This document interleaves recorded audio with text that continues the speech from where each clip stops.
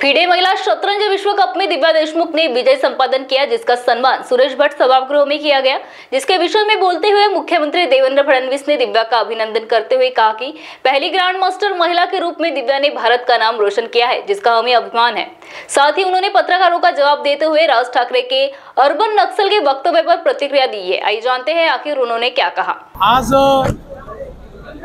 सर्वांकरताच अतिशय आनंदाचा दिवस आहे की आपल्या महाराष्ट्राची बुद्धिबळपटू दिव्या देशमुख हिने भारताचं नाव जागतिक स्तरावर नेलेलं आहे आणि जागतिक बुद्धिबळ स्पर्धेमध्ये ही स्पर्धा तिने जिंकलेली आहे। आणि म्हणूनच आज तिचा महाराष्ट्र शासनाच्या वतीने नागरी सत्कार आपण केला। 3 कोटी रुपये महाराष्ट्र शासनाने तिला ही स्पर्धा जिंकल्याबद्दल पुरस्कार दिलेला आहे। केवळ 19 वर्षाची ही कन्या हिने भारताची पहिली ग्रँड मास्टर महिला म्हणून या ठिकाणी ही स्पर्धा जिंकलेली आहे। आणि खऱ्या अर्थानं पुढच्या काळामध्ये तिच्याकडनं भारताला खूप अपेक्षा आहेत। वेगवेगळ्या ज्या स्पर्धा होतात त्या स्पर्धांमध्ये ती भारताचं नाव उंच करेल। एक आनंदाची गोष्ट अशी आहे की आतापर्यंत महिला बुद्धिबळामध्ये चीनच्या बुद्धिबळपटूंचा बोलबाला होता, पण यावेळी जागतिक बुद्धिबळ स्पर्धेत दोन्हीही महिला या भारताच्या पोचल्या। कोनेरी हम्पी आणि आपली दिव्या देशमुख, आणि दिव्यानी ही स्पर्धा जिंकलेली आहे। नागपूरकर असलेल्या दिव्याचा आणि महाराष्ट्राची कन्या असलेल्या दिव्याचा आम्हाला अभिमान आहे आणि म्हणून तिचा सत्कार आम्ही केला। बुद्धिबळाच्या पटलावर नागपूरकरांचं वर्चस्व दिसतंय, पण राजकारणाच्या पटलावर सुद्धा आता कौतुक केलं आणि त्यावरून विरोधक सुद्धा एकत्र येऊन टीका करतात। राज ठाकरे यांनी टीका केलेली आहे। अर्बन नक्षल करून एकदा अटक करा।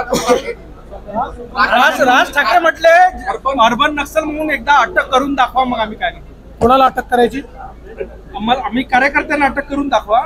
त्यांच्याकरता बनलेलाच नाही कायदा, तर त्यांना का तुम्ही अर्बन नक्षल सारखे वागाल तर तुमची अटक होईल।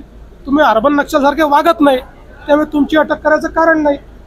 मला असं वाटतं की अशा प्रकारे कायदे जे बनतात, जे लोक कायद्याच्या विरोधात वागतील त्यांच्याकरता तो कायदा आहे। आंदोलनकांच्या विरुद्ध हा कायदा नाही, सरकारच्या विरुद्ध बोलायच्या याच्यामध्ये पूर्ण मुभा आहे, त्याच्या विरुद्ध हा कायदा नाही। त्यामुळे मला असं वाटतं की अशा प्रकारचे जे काही कमेंट्स आहेत हा कायदा न वाचता केलेले कमेंट आहेत। त्यांनी असे म्हटलेलं की महाराष्ट्राच्या मुख्यमंत्र्यांना लहान मुलांना हिंदी शिकवण्याचा विचार ते करतायत। मुंबई बाहेरून आलेल्या लोकांना हिंदी शिकवण्याचा माझं अतिशय पक्क मत आहे, महाराष्ट्रामध्ये मराठी शिकली पाहिजे, ती कंपल्सरी असली पाहिजे, ती अनिवार्य असली पाहिजे, ती आपण अनिवार्य केलीच आहे। पण महाराष्ट्रातल्या मराठी मुलांना मराठी सोबत अजून एक भारतीय भाषा जर शिकायला मिळाली तर त्यात काय वावगं आहे? आपण भारतीय भाषांना विरोध करायचा आणि इंग्रजी करता पायघड्या घालायच्या, ही जी मानसिकता आहे या मानसिकतेला माझा विरोध आहे। सुप्रियाताई म्हटलं की पुण्याच्या उद्योगांमधून दादागिरी संपवावी मुख्यमंत्र्यांनी, आम्ही त्यांच्या सोबत आहोत। चांगली गोष्ट आहे। सर्व पक्षीय नेत्यांना एकमत करावं लागेल, कारण खूप मोठ्या प्रमाणात राजकीय दादागिरी ही पुण्याच्या उद्योगांमध्ये पाहायला मिळते आहे। विविध पक्षाला हे लोक त्या ठिकाणी त्या पक्षाचं नाव घेऊन त्या ठिकाणी दादागिरी करतात। मी तर मोडून काढणारच आहे आणि त्यात जो मदत करेल त्याचं स्वागत आहे।